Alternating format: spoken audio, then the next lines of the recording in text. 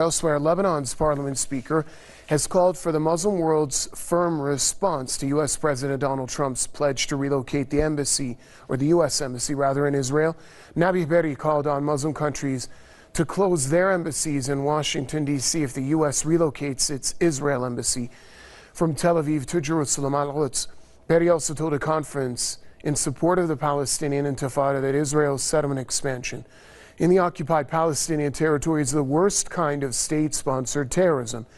He said the Zionist regime seeks to make Palestinians flee their homeland. Berri further hailed Iran's support for the oppressed nation of Palestine and said that's why the Islamic Republic is being targeted. Author and radio host Stephen Lemon joining us now from Chicago to offer us more insight on that story. Mr. Lemon, it's great to have you with us here on Press TV's Top 5. Let's focus on the recent comments made by the Lebanese Parliament Speaker Nabi Berri. The highlight of his comments at the Support for the Intifada conference were about the relocating of the U.S. embassy in Tel Aviv to Jerusalem. Al-Quds. Nabi Berri says that the Muslim world should close down their embassies in Washington, D.C. if that relocation takes place. Surely it would be a firm response, but at least in the Arab world, we're not seeing that much required unity that we should be seeing with regards to taking actions against the Israelis. Yeah, that's very true. Certainly not action against Israelis, no action against America. Most of the Middle East countries are allied with America, and they wink and nod at the things that Israel does, at most paying lip service. I doubt that Trump now will move the embassy.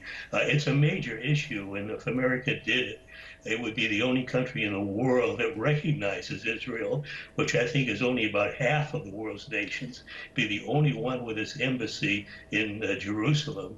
He backed off. He said he'd do it right away, and then he backed off, and it looks like he's putting it on the back burner, maybe intending not to do it at all. But the much bigger issue is what's going on in the region, which will not be helped by the appointment of Trump's new national security advisor, H.R. McMaster, a hawk.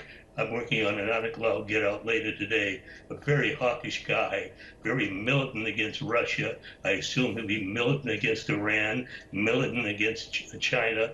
I mean, this kind of stuff risks confrontation. In other words, wars. He's written scholarly works on how to fight the next war and how to win it. Imagine that. This is the guy who will be the national security advisor, most important security advisor to the administration. It's no surprise that the hawks in Washington were very, very pleased with this appointment, where they're usually bashing Trump. They're very delighted by having a guy like this as national security advisor. So instead of backing off from wars and waging peace, it looks like they're going to continue. And Iran is very much in the target zone for America. Well, Mr. Berri also told the conference that Israel's settlement expansion in the occupied Palestinian territories is the worst kind of state-sponsored terrorism. He was maybe taking a jab at some of the Israeli allies and basically the United States and their regional allies who are accusing other countries of of sponsoring state terrorism and exporting terrorism. Yeah, that's very true. America just winks and nods at what Israel does to the Palestinians. Or when Israel attacks another country, it's easy to forget that Israel is really at war with Syria. The number of times it's bombed the country, shelled cross-border, not a word about this in the U.S. media, or if anything is mentioned, it just kind of downplayed, nothing of any importance. You know, killing Syrian civilians, who cares about that? Killing Palestinians, who cares about that? And Trump is extremely pro-Israeli. I can't see any possibility. He says he wants to make the ultimate deal, solving the Israeli Palestinian conflict. I would say the chance of that is absolutely zero. He's so hostile to Palestinians and so pro-Israeli that nothing good appears to be coming ahead. And of course, he's extremely hostile to Iran. Very, very disturbing. I'm very worried about what's going to happen if he falls in line and follows the policy that America has been going with for many years in the region against Iran, the hostility toward Russia and all independent countries. We can look forward to a very, very disturbing number of years ahead. We'll see how long Trump lasts. There's still much hostility against him. But if he goes along with being a warrior instead of a peacemaker, maybe the opponents will come around to supporting him instead. Indeed. Thank you very much. Stephen Lemon joining us from Chicago. Defense Secretary General James Mattis arrived in Baghdad today to talk about ISIS, immigration, and oil. And when it comes to oil, he promised that the Trump administration is not in Iraq to seize the precious resource. So does America's invasion of Iraq and the fact that troops are still on the ground in that country to fight ISIS have anything to do with oil? RT's Alex Mihailovich has the story. President Trump seems to have it wrong because what the U.S. has been doing all along is taking oil from Iraq. Now, at the beginning of the war, we know that Dick Cheney came on in there with George W. Bush, and the whole plan was weapons of mass destruction? No. Was it al-Qaeda? Nope. Saddam Hussein had nothing to do with al-Qaeda.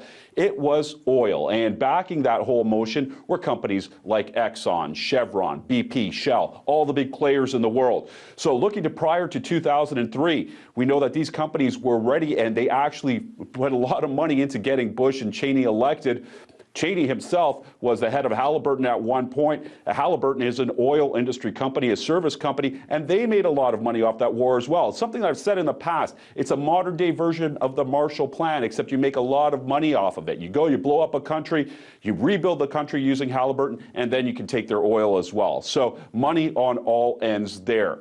Now, when we expand this whole idea of what was done in Iraq, you got to wonder why it was done and why they wanted to get rid of Saddam Hussein. Well, Saddam Hussein was the major obstacle there, and so was the nation's legal system. It was nationalized oil up to that point, and it was they weren't dealing at all with Western countries or Western companies when it came to their oil in that respect. They were selling their own oil, and the money was going back to their own people. That's not happening now. It hasn't happened in a long time. The oil companies or the oil industry there, not only has it been run by Western executives at one point, but a lot of consultants are there as well.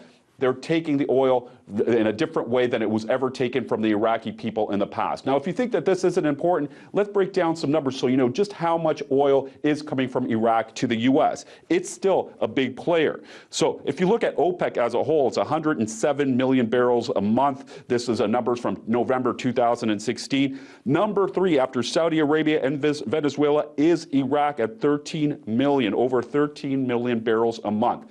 So, yes, obviously a big player. The non-OPEC nations, just an honorable mention here, Canada, 121 million barrels a month, 20 million coming from Mexico. That's a lot of oil. That's the bulk of what the U.S. gets. But do not take Iraq and take it out of the equation, because obviously it has played a big part. Now, another problem that with the Iraq, taking the oil from Iraq and what the war has basically done there since 2003, You allowed for a Iraqi terrorist industry to pop up. Around 2014, ISIS was making tons of cash from oil that it would taken from wells that it had basically stolen. 60,000 barrels a day were being moved by ISIS.